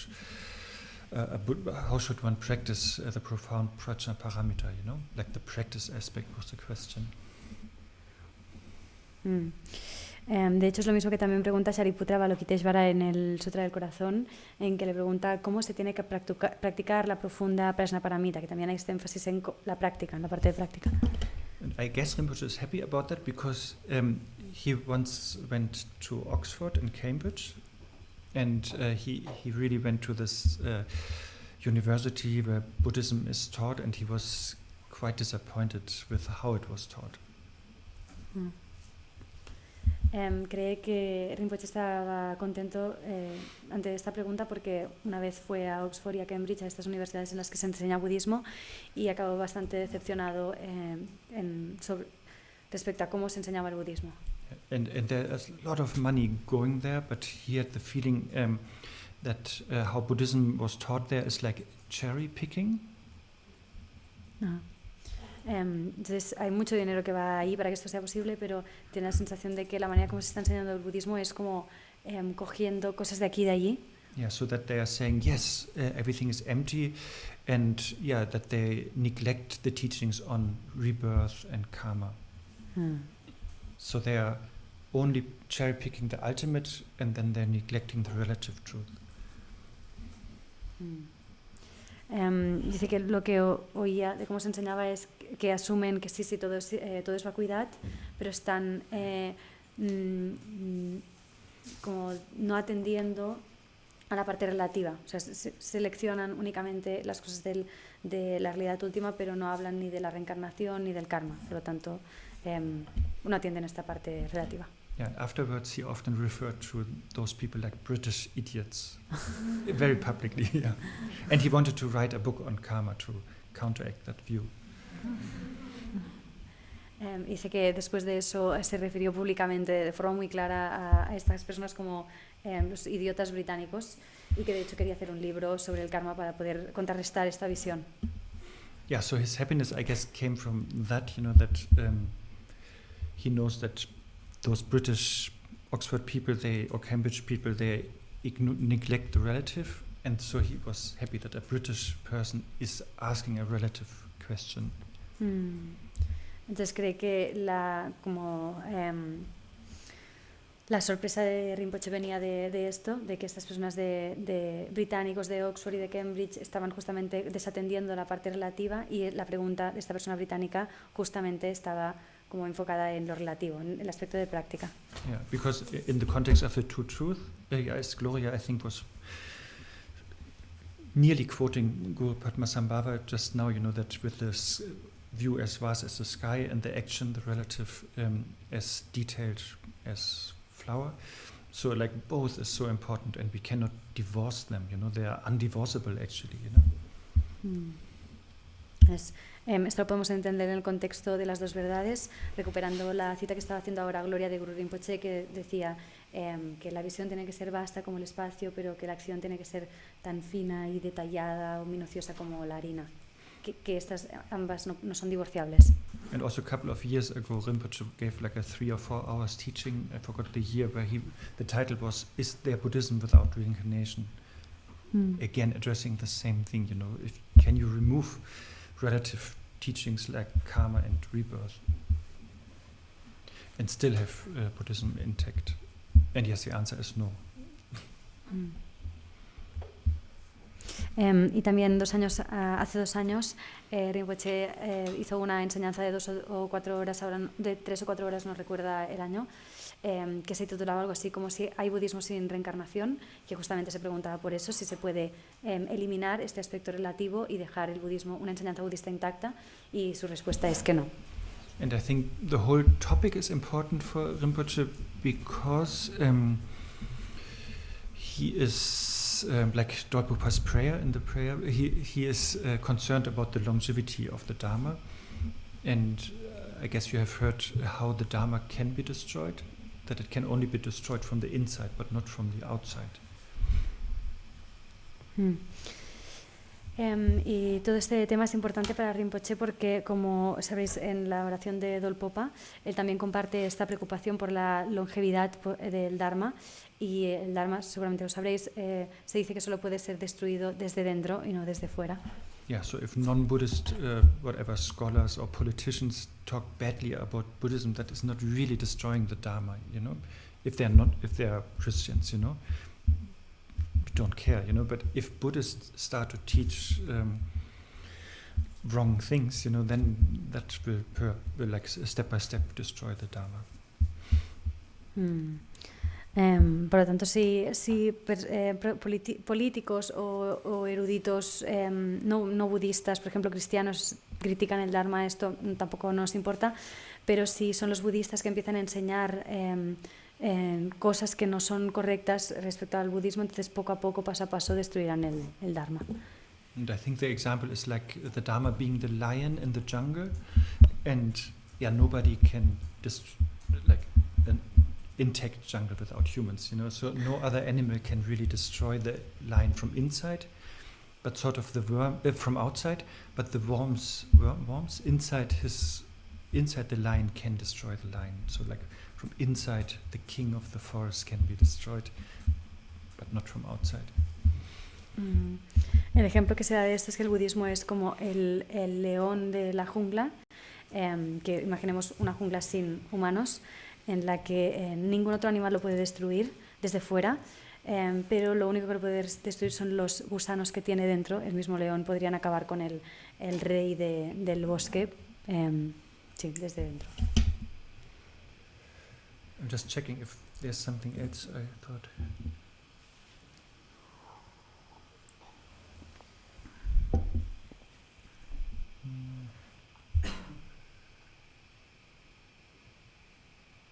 Anna, can I ask you something? Yes, sure. Will we talk later a little bit more about definitive meaning and provisional temporary meaning? Yeah, that was also a topic today. Yeah. So, will we talk later about this? No, let's do it now. Yes? Okay, just a small thing. It's not, I haven't thought of it much, but I find it a little bit discouraging to see how different schools are deciding what's definitive and what's provisional of other schools, because then I have the impression that like what every school is pointing at is a little bit arbitrary. Like at the beginning I started like only with a Madhyamaka approach, so I really believe what the Madhyamaka says, but then when other schools, like it seems like I will decide what was important that the Buddha said, and it's like there's no agreement among Buddhists, so I find it a little bit discouraging, like like as if everyone's like how to say that, like making the teaching at its own size, or tailoring the teaching for each of us. That's it. Do you want to say that in? Yes. Que solo que respecto al tema de las enseñanzas de significado provisional y significado definitivo, que me desanima un poco ver que entre las diferentes escuelas del budismo no hay acuerdo respecto a esto, y que parece que cada una de ellas se hacen la enseñanza a su medida, decidiendo qué es lo que verdaderamente quería decir el Buda, y que no se ponen de acuerdo en esto. I can't find it, but I think he said something like that. These two categories of teaching, provisional and definite, both have the same aim to point out the truth, but the definite ones, they are doing that more directly, and the provisional ones more indirectly. But the aim is totally the same. Respecto a estas dos categorías, las dos comparten el mismo objetivo, que es señalar la verdad, las enseñanzas con sentido definitivo de forma más directa, y las con sentido provisional de forma un poco más indirecta. Yeah, that was not really the answer yet. But yeah, it's again soteriological. Yes. Both have that aim. And did you notice behind Rinpoche there was this fish sign, that's a very Christian symbol, Ichthys in Greek, fish. And the S, the last letter in Ichthys, is like soteriological, just saying. Like they're Ichthys, like they're praying to Jesus Christ and so on, the Son of God, the Savior. So my point is, all the teachings of Buddha, they are aimed to save us, to be soteriological. May there be definitive meaning or provisional meaning. De nuevo, todas las enseñanzas tienen este objetivo soteriológico. De que si nos hemos fijado en la figura que tenía detrás de Rinpoche, era como este pez, que es el símbolo típico de los cristianos. Ha dicho su nombre en griego, no sé si es Ichthus. Yeah, it's Greek for fish. Okay. And the letters of that, they come from Jesus Christ, Theos, Ulios, Soter. Yeah. Bueno, y cada una de las palabras de las letras de esta palabra en griego significan algo así como Jesús, no sé, Jesucristo, tal, bueno, no sé exactamente. Do you want me to translate each of these? Yeah, Jesus Christ, Son of God, the Savior or something. Vale, el Jesucristo, Hijo de Dios, el Salvador y demás. Y la última letra, que es la S, quiere decir soteriológico, que significa que es lo que nos va a salvar. En ese sentido también todas las enseñanzas del Buda nos quieren salvar. Aunque tanto si son enseñanzas de sentido definitivo como si son estas enseñanzas provisionales. Yeah, so my main point is it is always all teachings are aimed to recognize to lead us to the truth, because that is liberating. So they're all aiming to liberate us. That is the whole thing. But then still I totally understand your disappointment, and I will come to that now. De que lo que quiere señalar aquí es que todas las enseñanzas sirven para señalar a la verdad, porque esto es liberador. Y que no ha entendido mi decepción y ahora volverá a eso. So I think this morning we talked about you and Nico and Gloria reading the same transcript of the teaching, and then each of you interpreting things differently. And yeah, one is saying the first Dhamma chakra is definite and the rest is provisional, and then the other one is saying the second is definite and the rest is provisional. And then Gloria, I think, was saying that the third Dhamma chakra is definite and the rest is provisional. So that is like three different perspectives on the same topic. And yes, that is the disappointment, I think, right? Like three scholars disagreeing. Yes. Vale. Do I translate? Yes. Okay. If you have time. Entonces, ahora está recuperando el ejemplo que ha puesto por la mañana de que si Gloria, Nico y Mireia estuvieran delante de una transcripción de la enseñanza del Buda, podríamos llegar a tres interpretaciones distintas de la misma. Una apuntando, por ejemplo, Mireia que el primer Dharma chakra es lo que verdaderamente quería decir el Buda y que el resto eran solo enseñanzas provisionales, Nico haciendo lo mismo respecto al segundo y Gloria haciendo lo mismo respecto al tercero. Por lo tanto, tendríamos tres perspectivas diferentes ante el mismo tema o la misma enseñanza.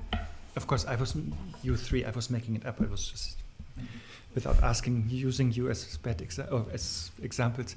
So the point is, so how can we decide which of these three scholars is right, or masters even, realized beings, Entonces, el tema aquí es cómo podemos decidir cuál de estos eruditos o de estos maestros o seres realizados está en lo cierto.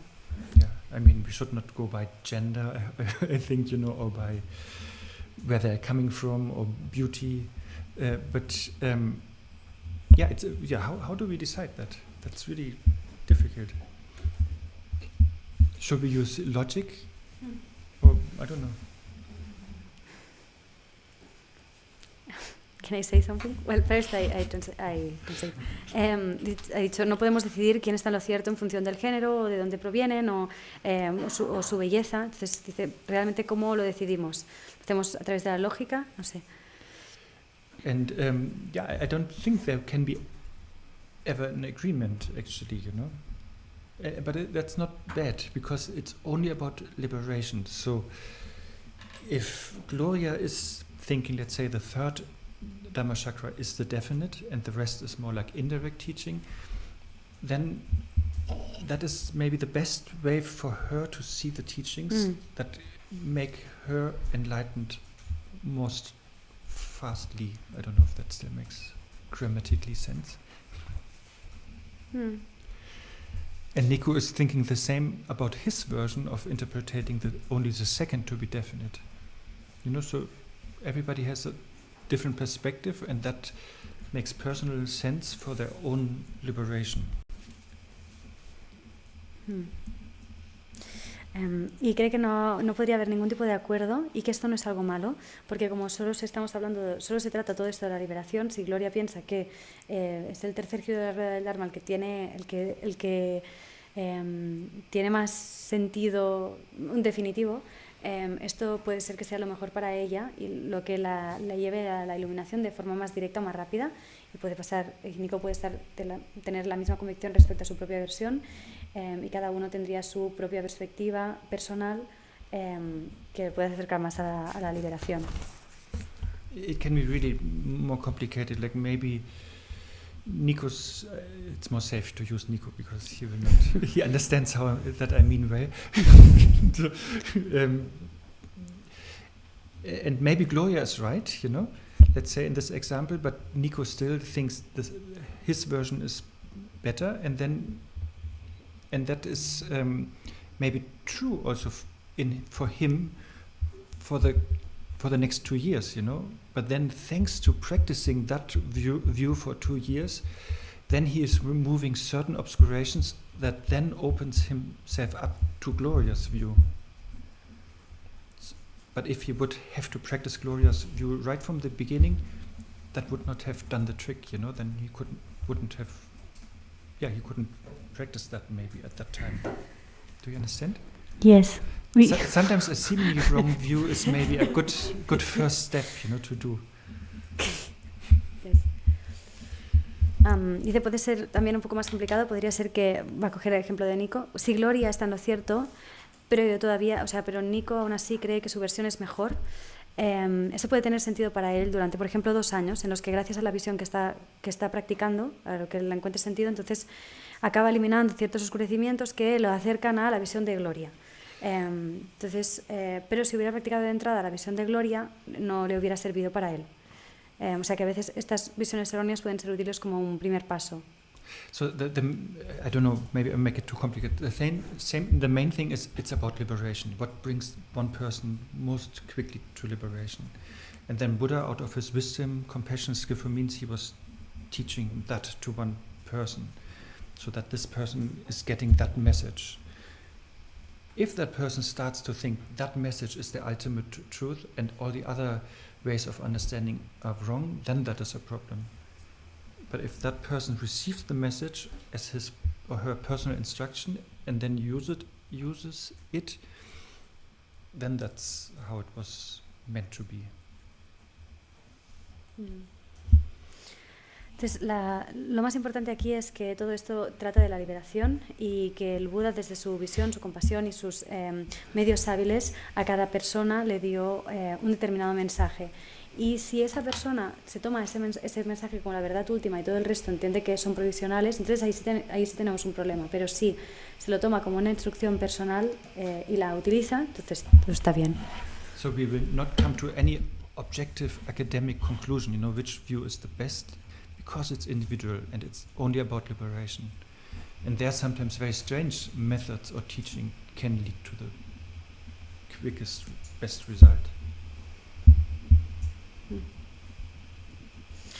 Entonces no llegaremos a ninguna conclusión académica o objetiva porque todo esto trata de la liberación, entonces puede haber a veces enseñanzas muy extrañas que sean las formas más raras de alcanzar la liberación.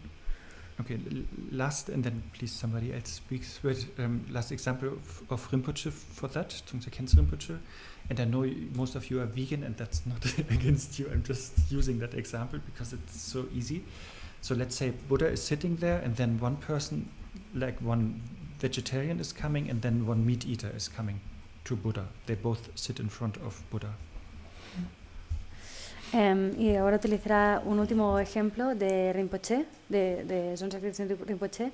Sabe que todos nosotros, bueno, que muchos somos veganos y no lo hace como en contra de nosotros, pero es un ejemplo que utiliza. Que es que imaginemos que el Buda está ahí y se le acercan un vegetariano y alguien que come carne, un carnista. Again, please don't kick me out. I'm not talking about you. So, and then, so Buddha, of course, has omniscience, and then the first one person is asking, or both persons asking the same thing, like today, what is the Bodhisattva conduct, or what shall I do? You know, what shall I practice? What is my most important practice? Entonces el Buda, por supuesto, es omnisciente y los dos le preguntan le hacen la misma pregunta, que es qué es lo que tendría que hacer, o sea, cuál tendría que ser la conducta del Bodhisattva, cuál puede ser mi práctica principal. And then Buddha looks at the meat eater and is seeing that meat eater has no compassion and care about animals, and therefore Buddha is saying, become a vegan. Entonces el Buda mira al carnista y ve que no tiene ningún tipo de compasión hacia los animales, entonces le dice, hazte vegano. And then really like 2 seconds later, he's looking at the vegan or vegetarian, and he is seeing that this person has a lot of arrogance, you know, and is very dogmatic about vegetarianism and so on, and then he's saying eat meat. I'm still quoting Tsongsa Khyentse Rinpoche. Entonces, 2 segundos después, mira a la persona vegana o vegetariana y ve en él que hay mucha arrogancia, mucho dogmatismo respecto a su posición y le dice, come carne. So within 4 seconds, to the same question, he's giving completely seemingly contradictory answers, which doesn't make sense from academic point of view, but they make total sense from soteriological point of view. Entonces en 4 segundos ha dado respuestas aparentemente contradictorias a la misma pregunta, que es algo que no tendría sentido desde un punto de vista académico, pero que sí que tiene todo el sentido desde un punto de vista soteriológico. And it's very situative, it's very individual, the advice, and none of them should absolutize it and then make again a religion out of it. Entonces se trata and de think that my view is better than the other, or my practice is better than the other.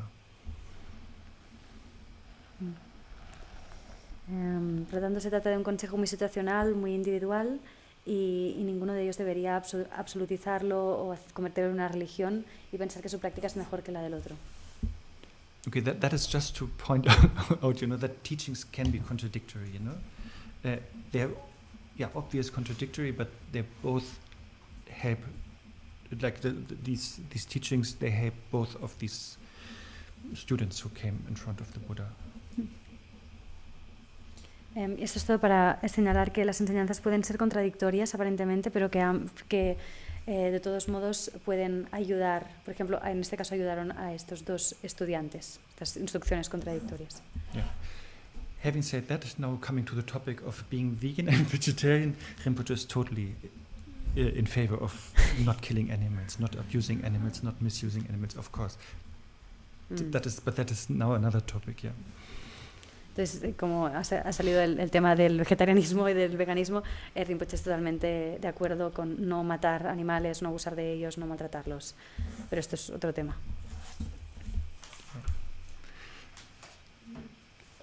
Do you still have doubts or sadness about contradictory teachings? Or? Just that, it seems safer from all these possible positions or opinions. The Madhyamaka one says, if I'm not wrong, that even definitive truth is relative truth, so that whatever we say is relative, which kind of gives makes this discussion between schools and between the definitive and the provisional meaning less important. No? I think I would prefer the Madhyamika because of that, because that kind of discussion, when it says emptiness is beyond concepts, then it doesn't matter much, no? Yeah, but still they categorize definite teachings as those who more directly show the emptiness. But nevertheless, provisional teachings are equally important, because some people need that teaching. It's true. It's like absolute and relative. We also, like Khyentse Rinpoche is saying, we try to think absolute is more important. And apparently Shantideva, like Khyentse Rinpoche said, Shantideva was thinking that too, that we think absolute is more important. Therefore he spent 8 chapters of relative methods first,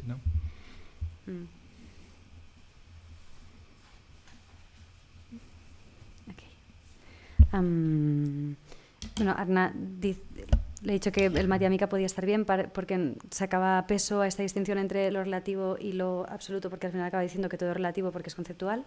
Entonces ha dicho que aún así el Madhyamika también utiliza estas categorías entre lo relativo y lo entre las enseñanzas provisionales y las definitivas, entendiendo que las definitivas acercan más de forma más directa a lo absoluto y que igualmente las provisionales son totalmente necesarias.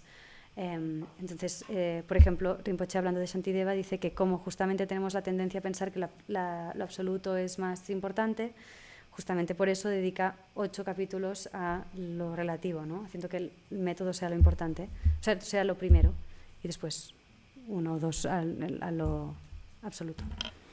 Thank you. since it's late and maybe we should have a short break before the puja, but since Lama asked me to say a few words about 84,000, I will just do that. Is that okay? Because it fits to that topic also.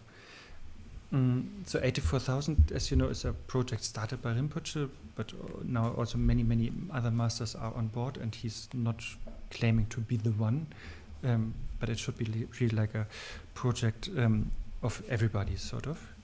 So the aim is to translate all Buddha's teachings into English, and then from there you can translate it to whatever language you want. Entonces, como Lama le ha pedido que pudieran decir algunas pocas palabras sobre el proyecto de 84.000, que también encaja con el tema que nos ocupa, dice que 84.000 es un proyecto que empezó Khyentse Rinpoche, pero al que ahora se han sumado muchísimos otros maestros, y él tampoco no reivindica ser como el único, sino que entiende que es mejor que sea un proyecto compartido por todos. Y la idea de este proyecto es traducir todas las enseñanzas del Buda al inglés y así permitir que después se pudieran traducir a otras lenguas. And as Rinpoche said today, there are infinite methods, that Buddha taught, because there are infinite sentient beings with infinite different problems. But for the sake of communication, usually 84,000 is the name that is mentioned, that there are 84,000 different combinations of negative emotions, and therefore Buddha taught 84,000 methods.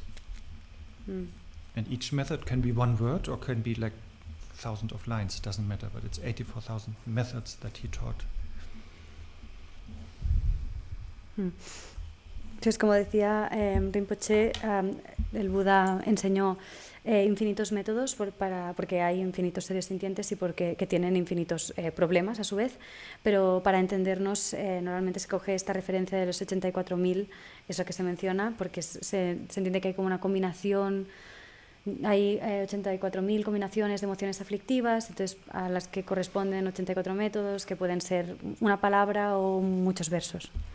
And it's important to translate all of these 84,000 methods, all the teachings of Buddha, because, I don't know, maybe Oscar needs method number 83,212, and so therefore if we would skip that, we would,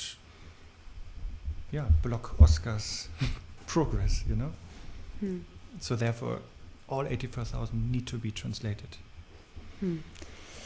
Y es importante que se traduzcan todas estas 84.000 enseñanzas, porque, por ejemplo, dice quizás Oscar necesita la enseñanza número 83.212, bueno, una, y si la obviáramos, entonces estaríamos quizás bloqueando el progreso de Oscar.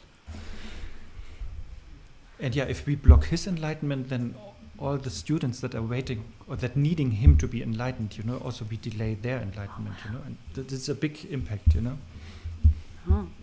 Y si bloqueáramos su iluminación, también estaríamos a su vez bloqueando la iluminación de todos los estudiantes que están esperando su enseñanza. Entonces esto tiene un impacto muy grande.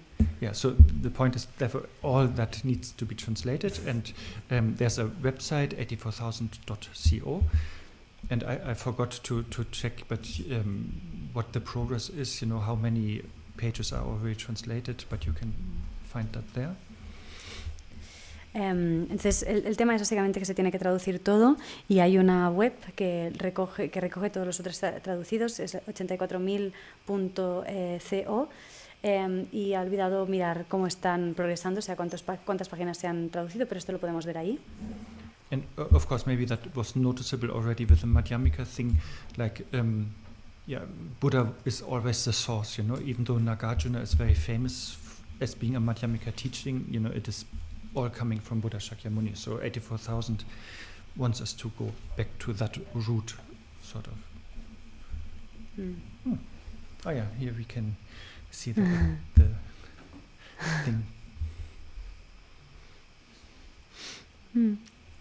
Entonces, como nos habremos dado cuenta con el tema del Madhyamika, el Buda siempre se señala que el Buda es la fuente, aunque Nagarjuna después es muy famoso.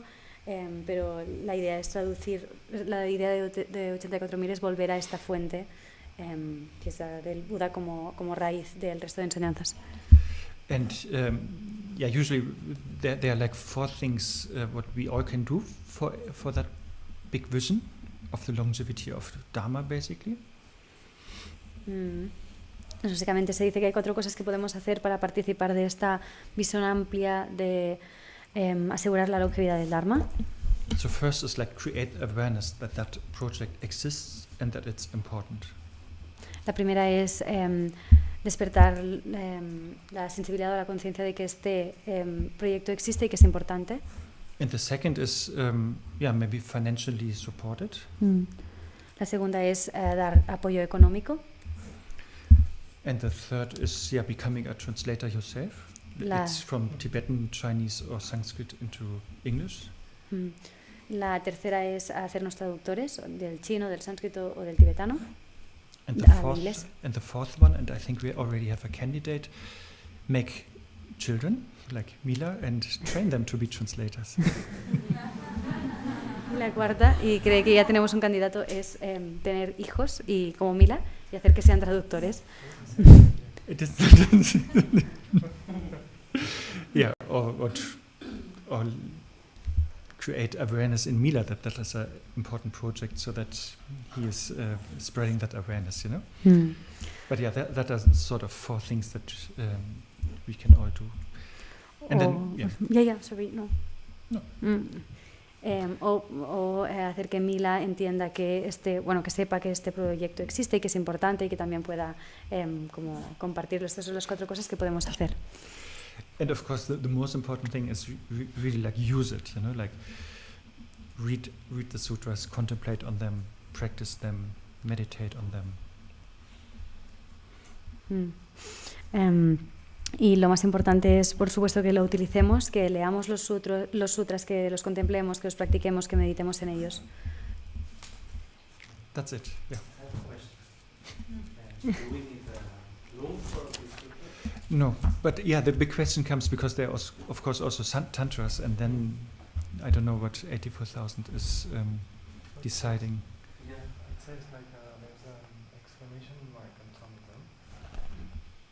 Yeah, there's a little bit the discussion if maybe then there will be a restricted area, or sometimes Khyentse Rinpoche saying yes, you can read it, but aspire that you get the lung in the near future.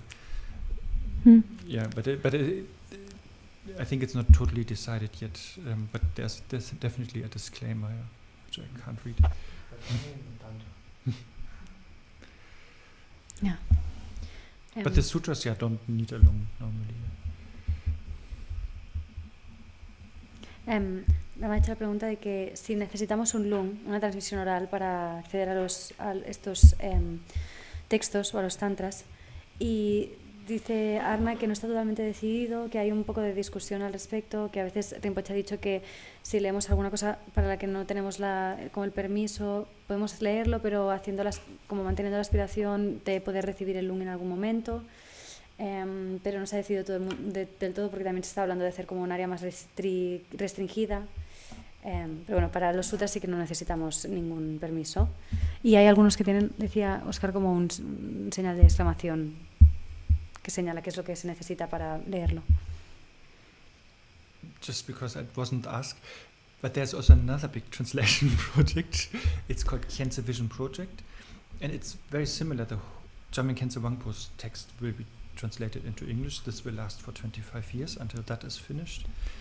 And there's a lot of tantra and sadhanas and commentaries to sadhanas. So that is a big challenge, We don't say crisis anymore, but it's a challenge, to how to deal with that properly, with the secrecy or restrictedness of tantric teachings and practices.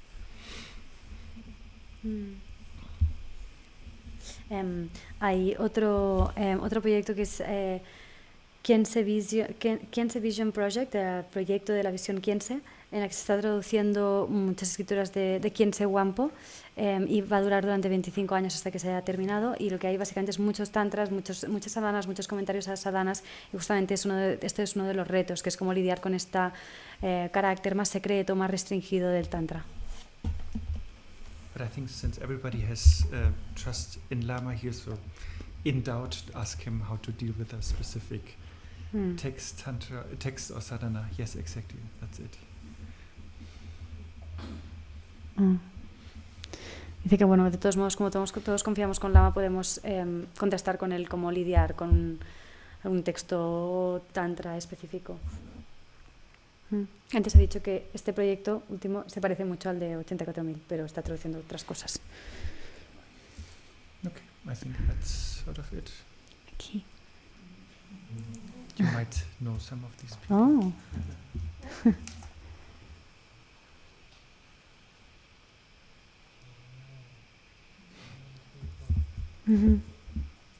Yeah, these are all like advisors who are not really part of the team. And, yeah, my title is research editor, but soon I will be the Blockmeister.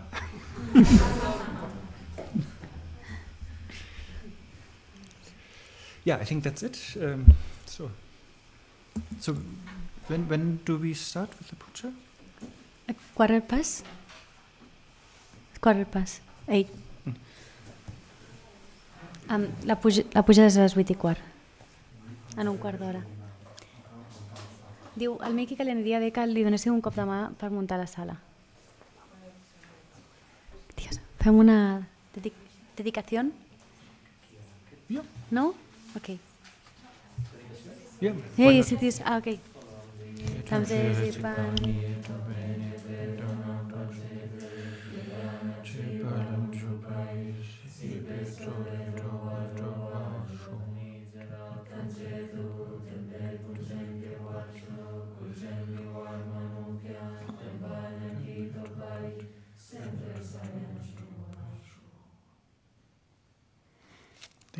Thank you, Berta.